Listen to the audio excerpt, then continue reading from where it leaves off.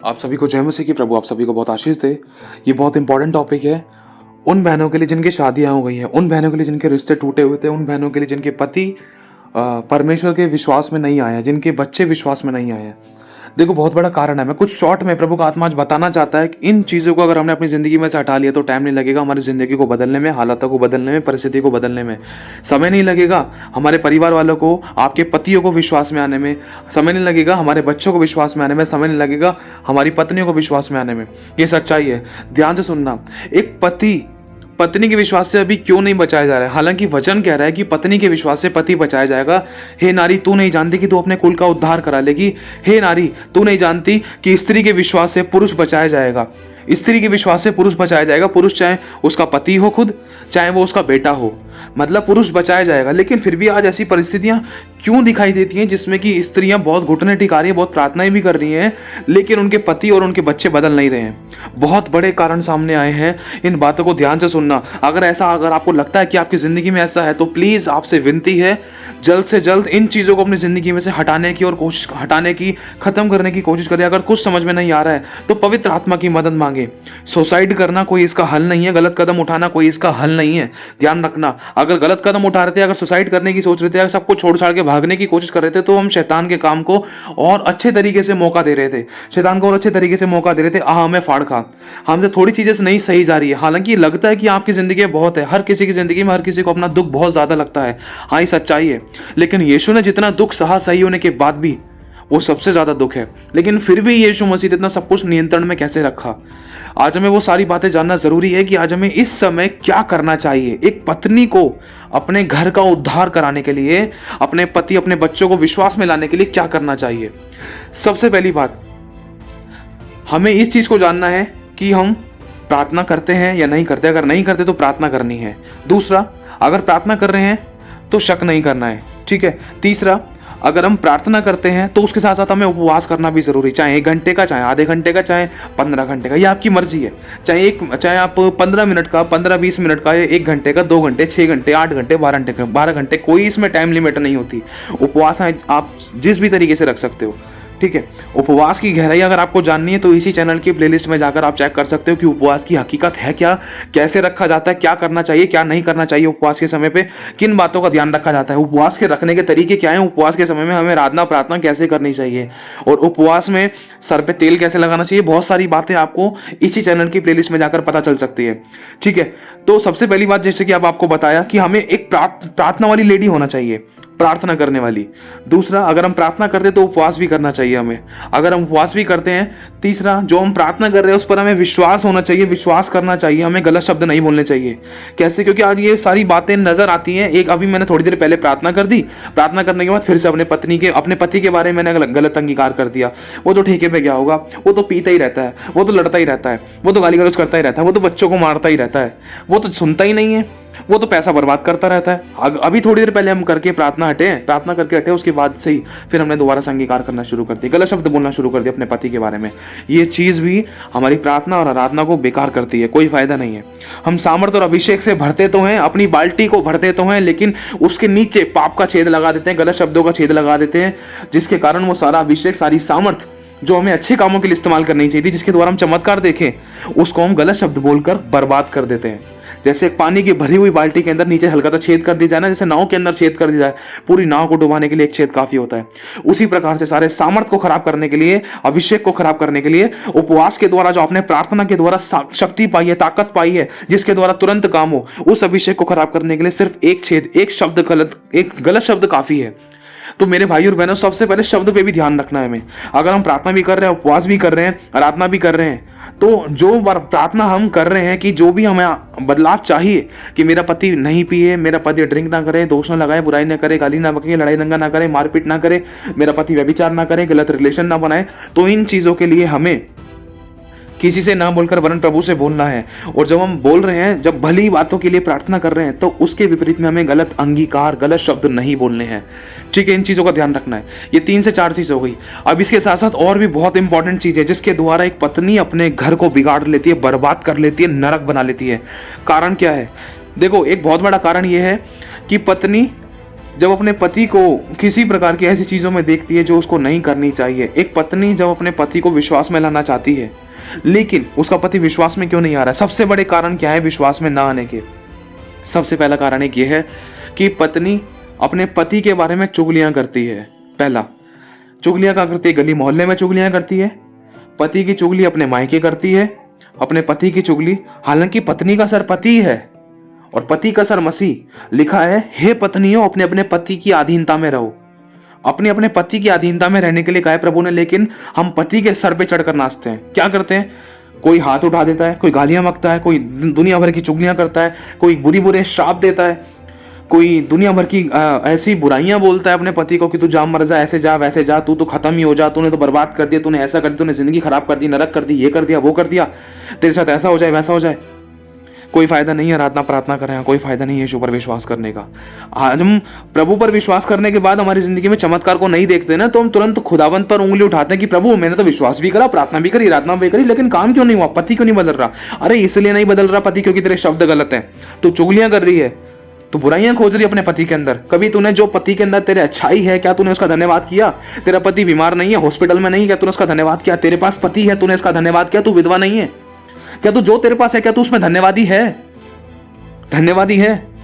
हमें यह सोचना है मेरे भाई और बहनों, आज हम जो नहीं है ना उस चीज के कारण रो रो कर खुदा पर दोष लगा रहे, जो है उसका धन्यवाद नहीं कर रहे हैं। अरे इस चीज को सोचना है, जो आज हमारे पास है क्या वो दूसरे के पास है या नहीं है। बहुत से ऐसे थे जिनको आज का दिन देखने के लिए भी नहीं मिला।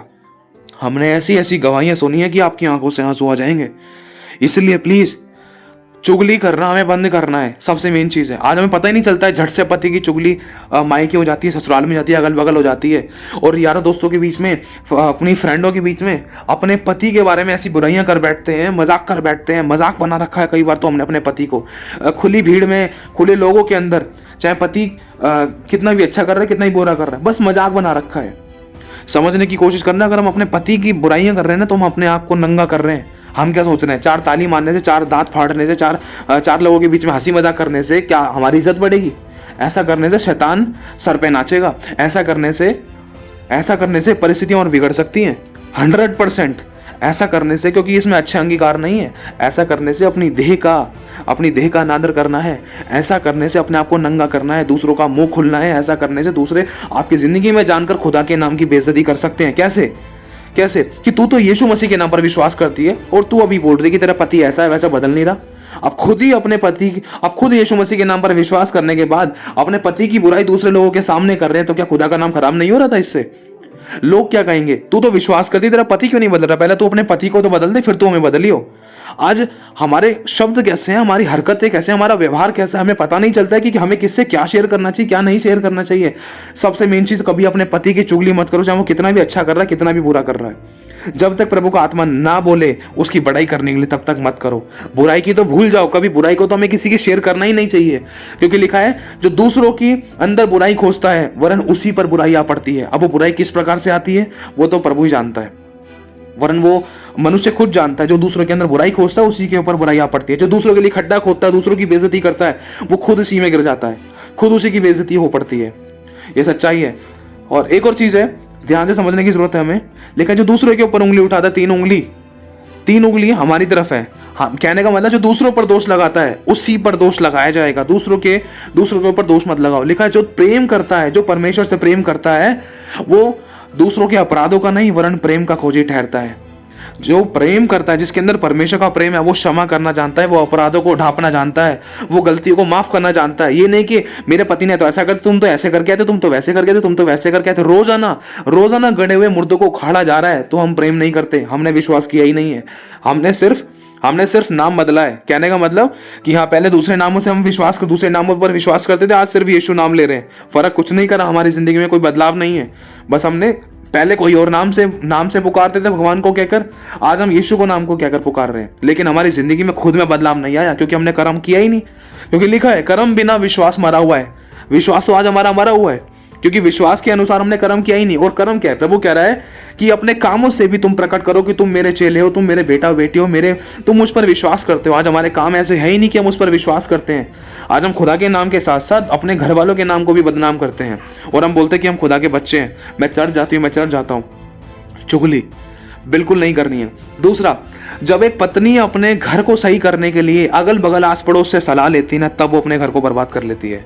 जब वो सलाह लेने के लिए जाती है तो अपने घर की चार चार बातों को खोल कर बैठ जाती है, जो उसने कभी किसी को नहीं बताई वो दूसरों को बता बैठती है, जिससे कि अपने घर का भेद सामने वाले के पास चला जाता है और सामने वाला इस पर हंसता है, तालियां मारता है और उल्टी सीधी एडवाइस देकर अच्छे भले घर को बिगाड़ सकता है। शैतान किसी के भी द्वारा काम कर सकता है, शैतान किसी का सगा नहीं है, ध्यान रखना, इस बात को समझने की जरूरत है। आज एक स्त्री अपने घर को बनाने के लिए अगल बगल आस पड़ोस से सलाह ले रही है प्रभु के वचन को जानने के बाद भी, तो ये बहुत गलत है, बहुत गलत है। लिखा है कि जब तेरा पति तेरे साथ गलत व्यवहार करे तो उस समय अपने पति के घर को छोड़कर अपने भाई के घर, अपने माँ के घर पे मत जाना, वरन वहीं पर मेरी बाट जोना।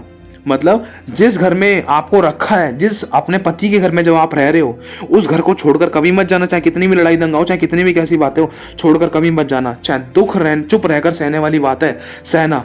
चाहे मार सहने वाली बात थी, चुप लगाकर सहना। देखो खुद आपका सर ऊंचा करेगा। सर ऊंचा करने का तरीका यही है, यही तरीका है। प्रभु ने इस बात को सिखाया है, ये सच्चाई है। क्योंकि लिखा है तब दूल्हा तेरे रूप की चाह करेगा। कब? जब हम दुख को चुप रहकर सहेंगे। सही होने के बाद भी एक पत्नी पिटाई भी सह रही है, गालियां भी सह रही है, लेकिन अपने मायके नहीं गई, लेकिन अपने पति की चुगली नहीं करी, लेकिन अपने घर की बात कहीं बाहर भी नहीं जाने दी, वरन चुप रहकर दुख को सह रही है और आंसू के साथ सिर्फ खुदा को अपने दिल का हाल बता रही है, तो उसकी जिंदगी को खुदा बाप जरूर बदलेगा, क्योंकि वो वचन को पूरा कर रही है। क्योंकि मेरे भाई और बहनों, जब प्रभु का वचन कोई व्यक्ति पूरा करता है तो समय नहीं लगाता खुदा काम करने में। जिस काम को इंसान पूरी जिंदगी लगा देता है, जिंदगी रगड़ रगड़ के चलाता है कि ठीक हो जाए, सब कुछ ठीक हो जाए, घर की परिस्थितियां ठीक हो जाए, हालात ठीक हो जाए, पति बदल जाए, बच्चे बदल जाए, नहीं कर पाता। लेकिन प्रभु पल भर में उस काम को करने की सामर्थ्य रखता है। ये गवाही हमारे पास है, प्रभु काम करता है। अगर हम उदाहरण के तौर पर, मेरी पत्नी है, अगर वो मेरी बुराइयां करेगी, उसको मेरे अंदर कोई कमी दिखाई दी है, अगर वो मेरी बुराइयों को लेकर, मेरी कमियों को लेकर कहीं पर भी, मायके में, ससुराल में, अगल बगल आस पड़ोस में, कहीं पर भी चार लोगों के आगे ढिंढोरा पीटेगी, तो मैं नहीं बदल सकता, मैं और बिगड़ जाऊंगा। क्यों? क्योंकि जब वो अपने मुंह से बोल रही है तो वो गलत अंगीकार कर रही है कि मेरा पति पीता है, मेरा पति लड़ाई करता है, मेरा पति दोस्त लगाता है, मेरा पति के एक्स्ट्रा अफेयर्स है, समझना, या मेरा पति चोरियां करता है, मेरा पति गाली गलौज करता है, मेरा पति पी पी कर घूमता है। जब वो ऐसे शब्द बोल रही है, कहाँ एक बार ऐसे काम हो रहा था, लेकिन बार बार अब होगा। क्यों? क्योंकि पत्नी परमेश्वर पे भरोसा ना रख के वरन मनुष्य पर भरोसा रख रही है कि ये मेरे घर को सही कर देगा। क्योंकि लिखा है कि जिस घर को परमेश्वर यहोवा ना बनाए, उस घर के बनाने वाले का परिश्रम व्यर्थ है। आज हम सोच रहे हैं कि इससे सलाह ले लें, उससे सलाह ले लें, इससे हेल्प ले लें, ये मेरे घर क्यों बना देगा, ये मेरे को कोई रास्ता बताएगा, या कोर्ट कचहरी कर लें, या इससे सलाह ले लें, पुलिस को बुला लें, कोई कुछ नहीं कर सकता। घुटने टिका के लास्ट में खुदा के पास ही आने। मेरे भाई और बहनों, आज इंसान ने, एक पत्नी, एक स्त्री ने जो भरमा ली गई थी, उसने अपने खुदा बाप को छोड़कर, अपने परमेश्वर को छोड़कर वरन मनुष्य पर भरोसा रखना शुरू कर दिया कि ये मेरे घर को बदल देगा, ये मेरे घर में फेर परा देगा, ये सही कर देगा, सब कुछ सेट कर देगा। लेकिन प्रभु का वचन कहता है कि देख, जितनों ने मेरी ओर दृष्टि करी उसके मुंह कभी काले नहीं हुए और वो कभी लज्जित नहीं होने पाए। और वचन में यह भी लिखा है, जिन्होंने मेरी ओर ताका वो कभी शर्मिंदा नहीं हुए। वचन में यह भी लिखा है, ना तो हाकिमों पर भरोसा रखना, ना अधिकारियों पर, ना प्रधानों पर, मतलब ना कोर्ट कचहरियों पर, ना पुलिस वालों पर, ना देश के किसी अधिकारी पर, ना अपने किसी भी व्यक्ति पर, ना डॉक्टरों पर, ना किसी अपने आस पड़ोस कितने भी बुद्धिमान व्यक्ति पर, किसी पर भरोसा मत रखना, क्योंकि वो मिट्टी से बने और मिट्टी में मिल जाएंगे। वरन जो यहोवा की बाट जोते हैं वे नया बल प्राप्त करते जाएंगे। समझना, प्रभु का वचन कहता है, श्रापित है वो मनुष्य जो मनुष्य पर भरोसा रखता है कि वो मनुष्य मेरी मदद कर देगा, वो मनुष्य कुछ बता देगा, कुछ सलाह देगा। लेकिन धन्य है वे जिन्होंने अपना आधार यहोवा को बना रखा, जिन्होंने परमेश्वर की ओर दृष्टि की और चुप लगाकर दुख को सहने, अपने दिल को खोलकर उसके सामने बता रहे हैं, तो खुदा उनकी जिंदगी में काम करने जा रहा है।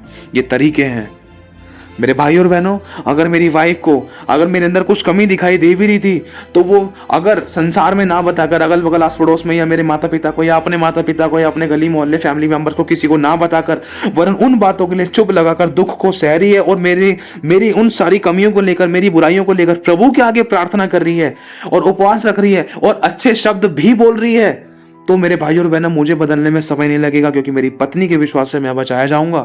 और इस समय मेरी पत्नी वचन पूरा करेगी। क्यों? क्योंकि वो चुप रहकर दुख को सह रही है और मेरी अधीनता में भी चल रही है, मार भी खा रही है, दुख भी सह रही है, पिटाइयां भी खा रही है, गाली गलौज भी सह रही है। और ऐसा करते करते वो ना तो मेरे बारे में बुराइयां कर रही है, ना तो वो दोष लगा रही, ना तो वो कमियां निकाल रही, ना वो मेरे चाटे मार रही, ना तो मुझे घर से बाहर निकाल रही, ना तो मुझ पर झटकरोध कर रही है, वरन चुप रहकर सह रही है, ना मेरे से जवान लड़ा रही है, वरन जो भी मैं गलत कह रहा हूँ वो सब कुछ सह रही है। सहने के बाद वो इधर उधर ना कहकर किसी से मेरी चुगली ना करके, किसी से सलाह ना लेकर, वरन सीधा प्रभु के पास जा रही है और प्रभु के पास जाके आंसू बहा बहा कर रो रही है, घर के कोने में बैठकर प्रार्थना कर रही है, बिलक बिलक के रो रही है, तो क्या खुदा काम नहीं करेगा? काम जरूर करेगा। मेरे प्रभु ने मुझे बदला है।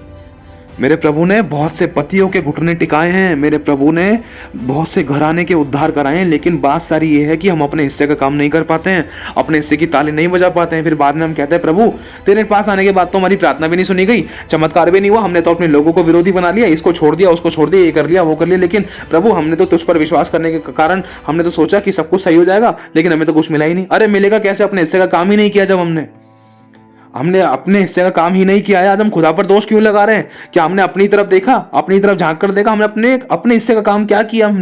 हम तुरंत झट से दोष लगाने के लिए आ जाते हैं। समझने की जरूरत है आज हमें।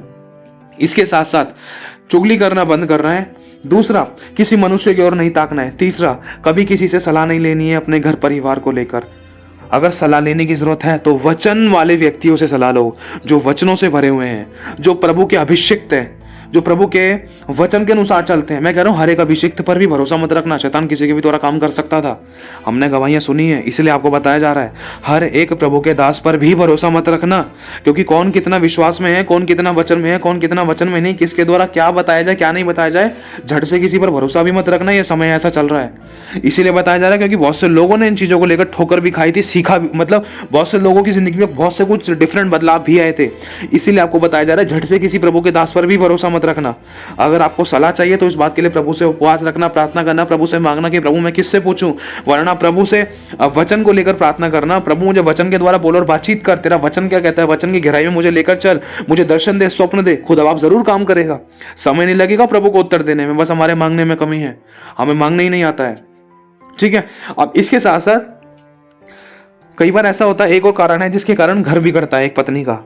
वो पत्नी अपने पति के साथ दुर्व्यवहार करती है, और दूसरा अपने पति को अपना हक पूरा नहीं देती है। समझने की कोशिश करना, एक पति का दूसरा रिलेशन बनाने का कारण सबसे बड़ा ये भी है कि वो अपनी देह पर अपने पति को अधिकार नहीं देती।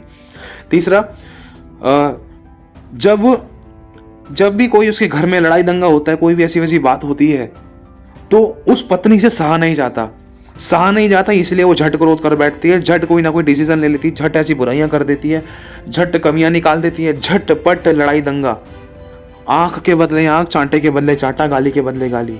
आज पत्नी में सहनशीलता नहीं है। जहां सहनशीलता नहीं है वहां पर प्रेम नहीं है।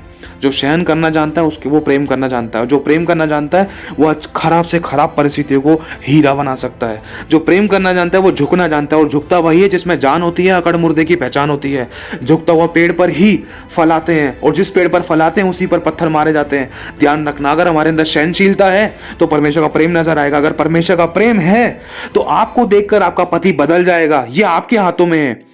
कोई उचक्कर चांद को नहीं छू सकता एक बार में झटके में कोई इंसान नहीं बदल सकता। उस सामने वाले को बदलना हमारी जुबान में है, हमारे कामों में है, हमारे व्यवहार में है। ये नहीं कि किसी को जैसे गन्ने की मशीन होती है, गन्ने को डाल दिया उसके अंदर झट से जूस निकल गया, ऐसे नहीं होता है। हमें धीरज धरना पड़ता है। इसलिए प्रभु कहता है धीरज से मेरी बाट जो, सब कुछ मैं समय पर पूरा करूंगा। मैं तुझे सिखा रहा हूं, मैं तुझे मजबूत कर रहा हूं, लेकिन तू इस बात को समझ ही नहीं पा रही है। तू परीक्षा में और खिंचती और फंसती चली जा रही है, तुझे नहीं पता चल रहा है। तू इधर उधर हाथ पैर मार रही है, डूबती जा रही है, हाथ पैर मार रही है, दलदल में डूबती जा रही है।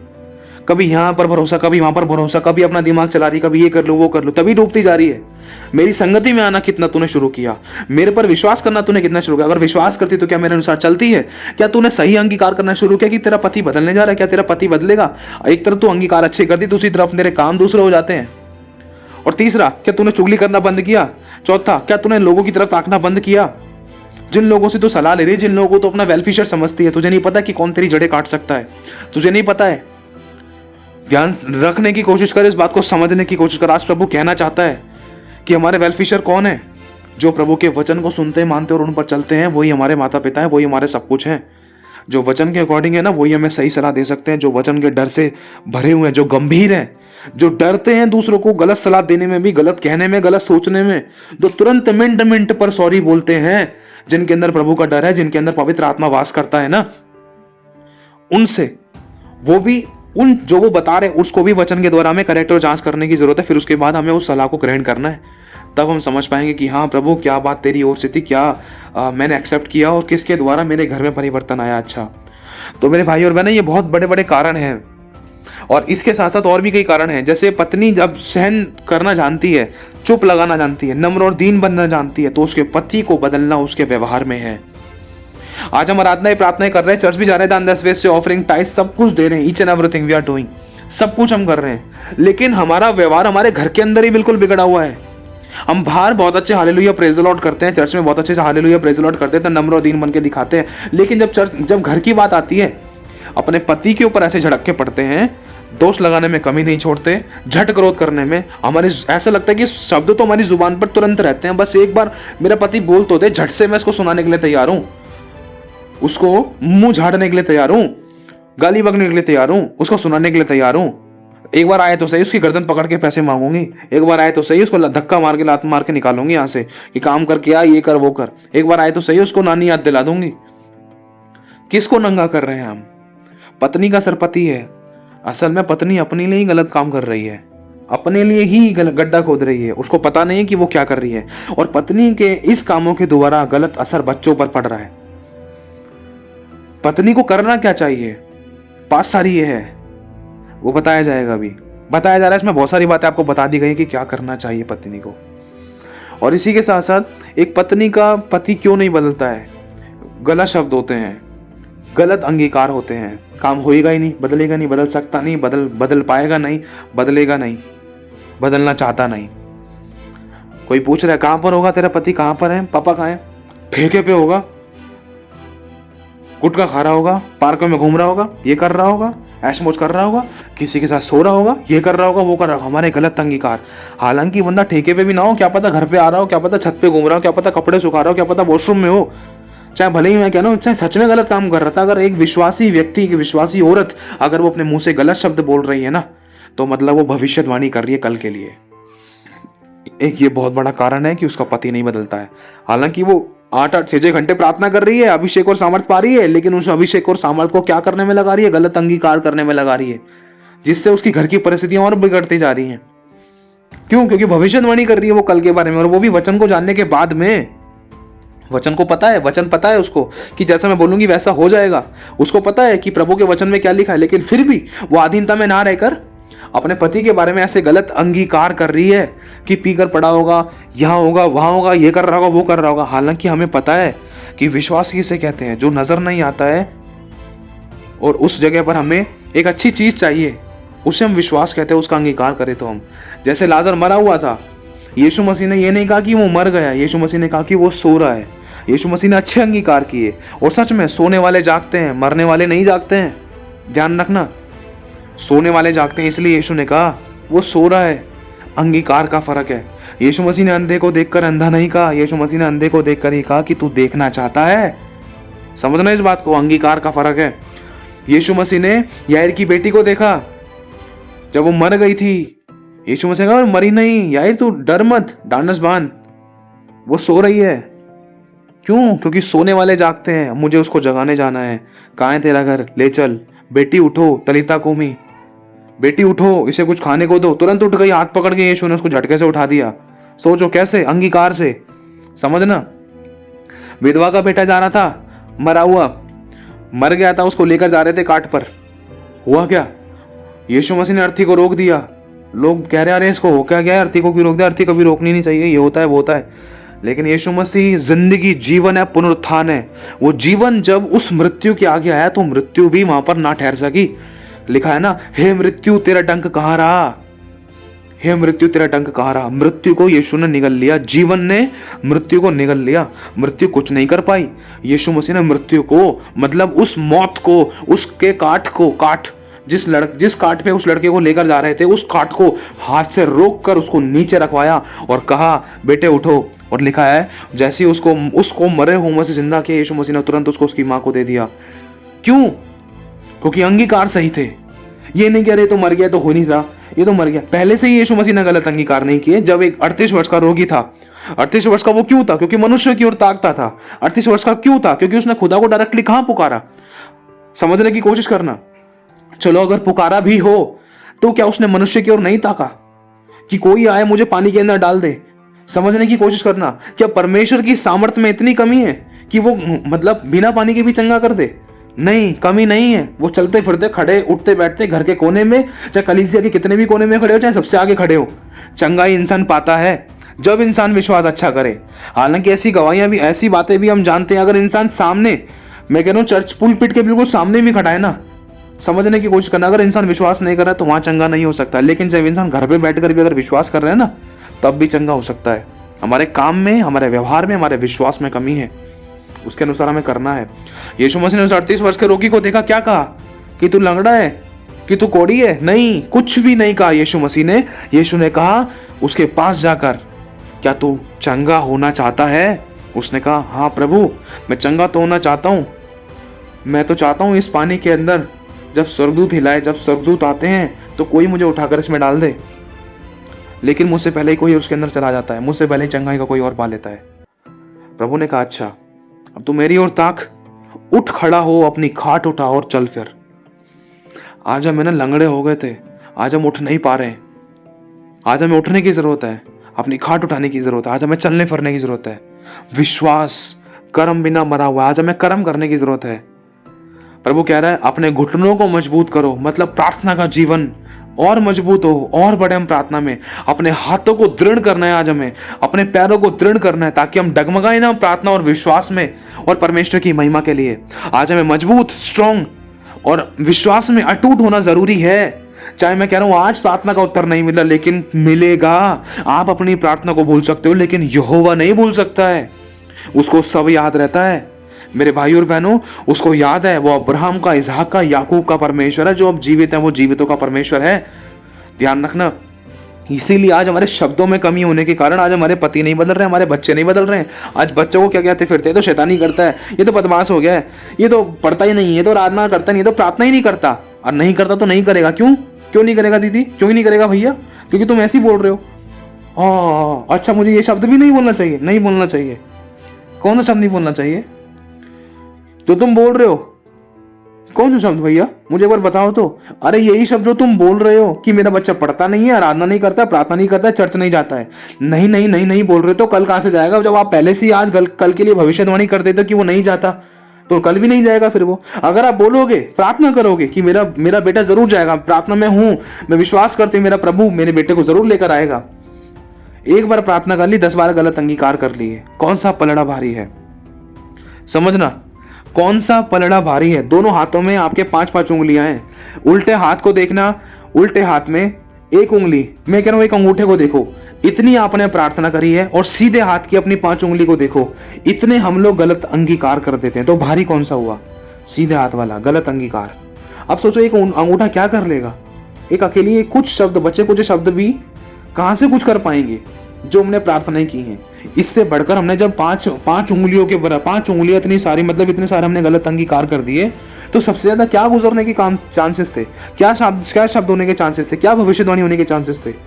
जो भविष्यवाणी हमने प्रार्थना में करी थी वो पूरी होगी पहले, या फिर वो वाली पूरी होगी जो हमने 10-10 बार बोल दिया एक ही बात को गलत गलत, ये तो जा ही नहीं था, करना ही ना, ये तो पीता ही रहता है, घूमता ही रहता है, गेम में लगा रहता है, ऐसा करता है वैसा करता है, जान खा रखी है, तो शैतानी काम कर रहा है, तो शैतान है, वो शैतान इधर ये कर वो कर, दुष्ट आत्माएं, वो ये कर वो कर, मतलब बहुत सारी चीजों को लेकर गलत अंगीकार करते हैं माता पिता अपने बच्चों को लेकर। उनको पता नहीं रहता कि वो शैतानी शब्द बोल रहे हैं।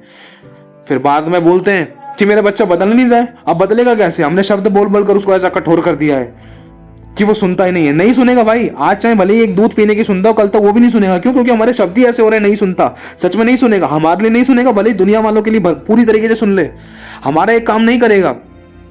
हम बोलते बोलते थक जाते हैं, मेरा बेटा तो कुछ काम करता ही नहीं है, एक सामान मंगाओ सामान ला कर नहीं देता है तो निकम्मा है, ऐसा वैसा। हमारे लिए निकम्मा है फिर वो। लेकिन अगल बगल वालों को ना, मैं कह रहा हूँ पूरा घर का काम करके देगा।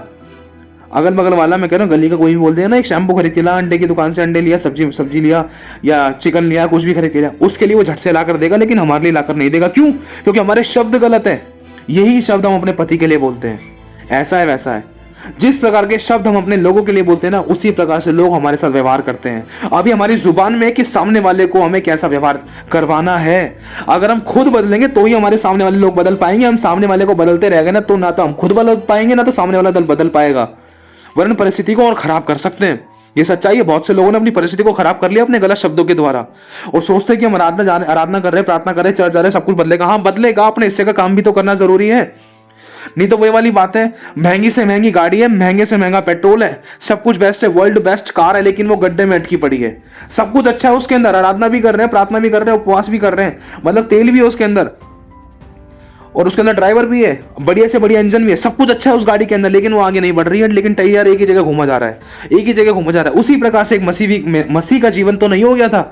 आज हमें जांचना है, कितने लंबे समय से हम रेस दिए जा रहे हैं, आगे बढ़े, चर्च भी जा रहे हैं, आराधना भी कर रहे हैं, प्रार्थना भी कर रहे हैं, दान 10वें हिस्से भी दे रहे हैं, लेकिन आज जिंदगी वहीं की वहीं अटकी हुई थी। ना तो सामने वाला बदल पा रहे, ना हम बढ़ पा रहे हैं, लेकिन समय निकलता जा रहा है, समय बदलता जा रहा है। आज 2022 आ गया है, लेकिन हमारी लाइफ में कोई आगे धक्का नहीं लगा है। आज हमारी गाड़ी कहीं गड्ढे में तो नहीं अटकी है। क्यों? आज अगर अटकी है तो किस कारण अटकी है, ये हमें जांचना और जानना है। और वचन में लिखा है कि पत्नी के विश्वास से पति बचाया जाएगा, लेकिन हमारे विश्वास से कहीं और परिस्थितियां क्यों नहीं बदल रही हैं? कहीं हम और खराब तो नहीं कर रहे अपनी परिस्थितियों को? प्रभु का वचन कहता है कि जो मुझ में सामर्थ्य देता है उसमें मैं सब कुछ कर सकता हूँ। हालांकि आप नहीं कर पा रहे, कोई दिक्कत नहीं, पवित्र आत्मा की मदद मांगो, चुप्पी लगाओ, नम्र और दीन रहो, क्षमा करो, क्षमा दो, दूसरों के अंदर बुराई को मत खोजो, आपके पति आपके बच्चों में जो अच्छाई है उसको खोजो। मैं कह रहा हूं, अगर हमने अच्छाइयों को खोजना शुरू कर दिया तो समय नहीं लगेगा बदलने में। ये सच्चाई है, ऐसा मेरे साथ हुआ है, सच्ची गवाहियां बता रहा हूं मैं आपको मेरे भाई और बहनों, क्योंकि खुदा हमारे अंदर कभी बुराइयां नहीं खोजता है, हमेशा अच्छाइयां खोजता है। आप सोच कर देख लो, अगर हम किसी के अंदर अच्छाइयां खोज रहे तो समय नहीं लगेगा हमें बदलने में। आप इस बात को अच्छे से जानते हो कि बोना और काटना बाइबल का सिद्धांत है, जो इंसान बोता है वो काटता है। अब हमें ये चीज पर ध्यान देना है कि अब हम सामने वाले के लिए क्या बोल रहे हैं, कितने अच्छे शब्द बोल रहे हैं, कैसा व्यवहार बोल रहे हैं। अगर आपको कुछ समझ में नहीं आ रहा तो पवित्र आत्मा की मदद मांगना जरूरी है, क्योंकि अगर प्रभु हमारे बारे में बुराई खोजने पर आ गए तो आज हम जिंदा नहीं रह सकते हैं। हमारे अंदर अच्छाई कौन सी है, सोच कर देखना।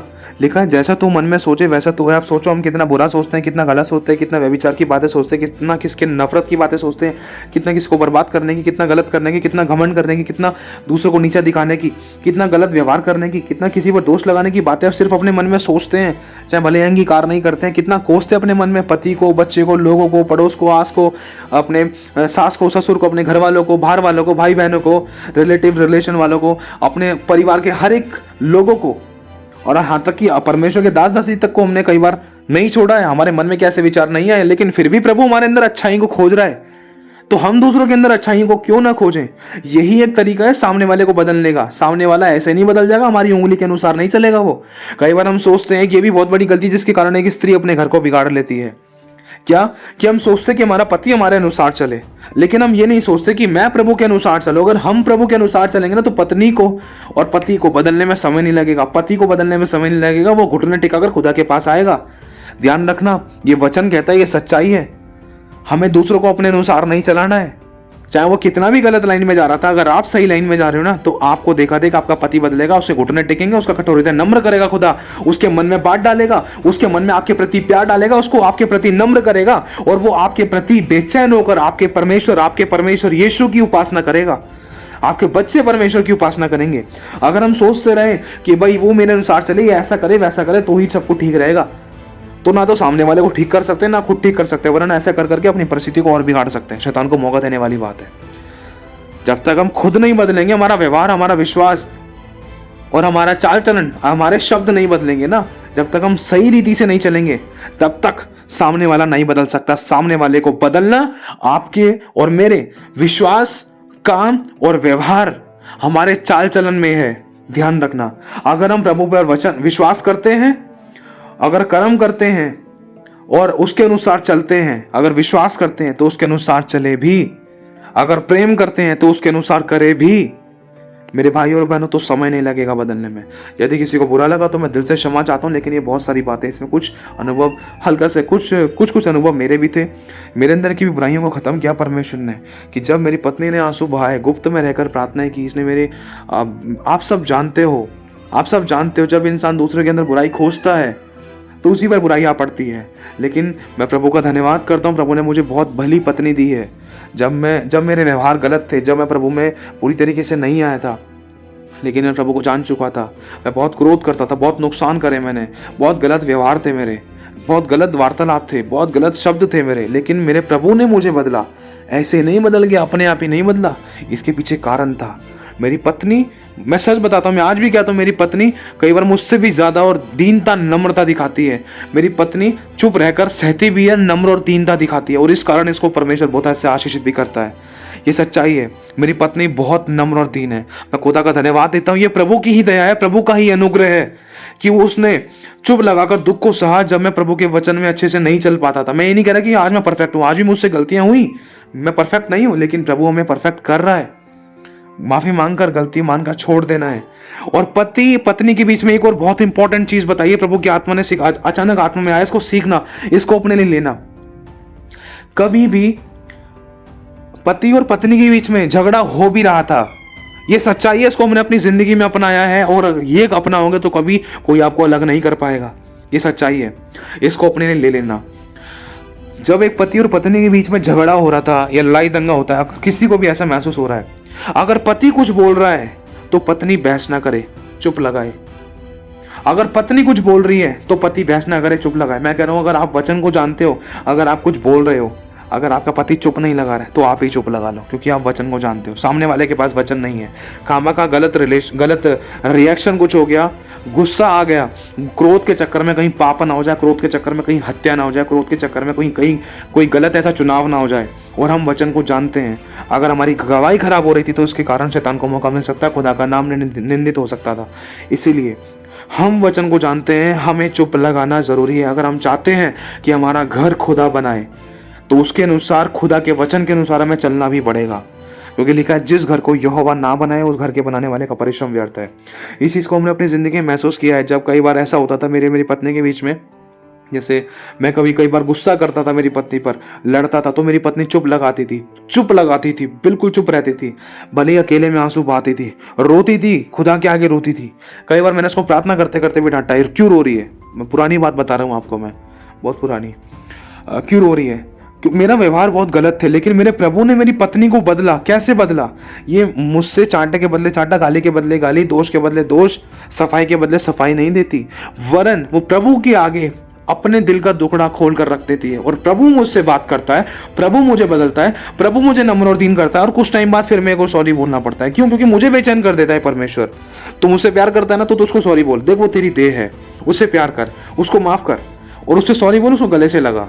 प्रभु इस तरीके से बात करता है। अगर मेरी पत्नी खुद सोचे ना कि हाँ भाई मेरा पति तुझे ऐसे करना चाहिए, वैसे करना चाहिए, तो ना तो मैं बदलूंगा, वरन लड़ उड़ जाऊंगा। ये सच्चाई है, क्योंकि जब हम इंसान को अपने अनुसार चलाने की कोशिश करते हैं तो परिस्थिति, हालत और बिगाड़ लेते हैं। और ये तरीका है, प्रभु ने हमें सिखाया है, ये अनुभव आपको बताया है, इसलिए इसको ग्रहण करना, ताकि शैतान को बिल्कुल मौका ना मिले। तो प्रभु आप सभी को बहुत आशीष दे। आप सभी को जय मसीह की।